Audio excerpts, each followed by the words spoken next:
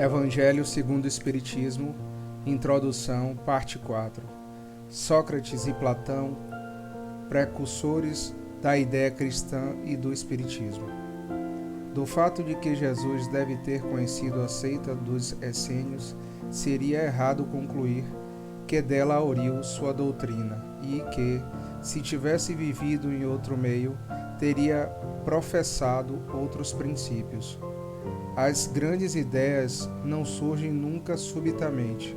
As que têm por base a verdade têm sempre seus precursores que lhes preparam parcialmente os caminhos.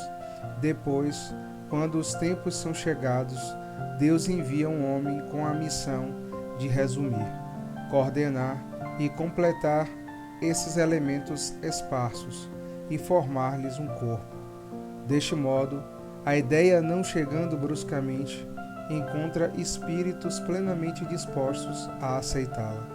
Assim, ocorreu a ideia cristã, que foi pressentida vários séculos antes de Jesus e dos essênios, e da qual Sócrates e Platão foram os principais precursores.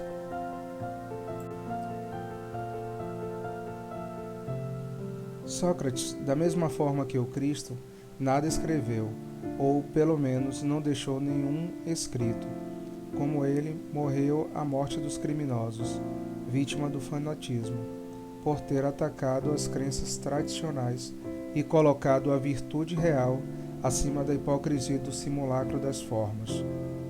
Numa palavra, por ter combatido os preconceitos religiosos. Como Jesus, foi acusado pelos fariseus de corromper o povo pelos seus ensinamentos. Também, como ele, foi acusado pelos fariseus do seu tempo, porque os houve em todas as épocas, de corromper a juventude, proclamando o dogma da unicidade de Deus, da imortalidade da alma e da vida futura. Da mesma forma, ainda que não conhecemos a doutrina de Jesus, senão pelos escritos dos seus discípulos, não conhecemos a de Sócrates, senão pelos escritos do seu discípulo Platão. Queremos, último, resumir aqui os seus pontos principais para mostrar sua concordância com os princípios do cristianismo. Aqueles que considerassem esse paralelo como uma profanação e pretendessem que não poderia haver paridade entre a doutrina de um pagão e a do Cristo. Responderemos que a doutrina do Sócrates não era pagã, uma vez que tinha por objetivo combater o paganismo, que a doutrina de Jesus, mais completa e mais depurada que a de Sócrates, nada tem a perder com a comparação, que a grandeza da missão divina do Cristo com isso não seria diminuída, que aliás está na história que não pode ser abafada.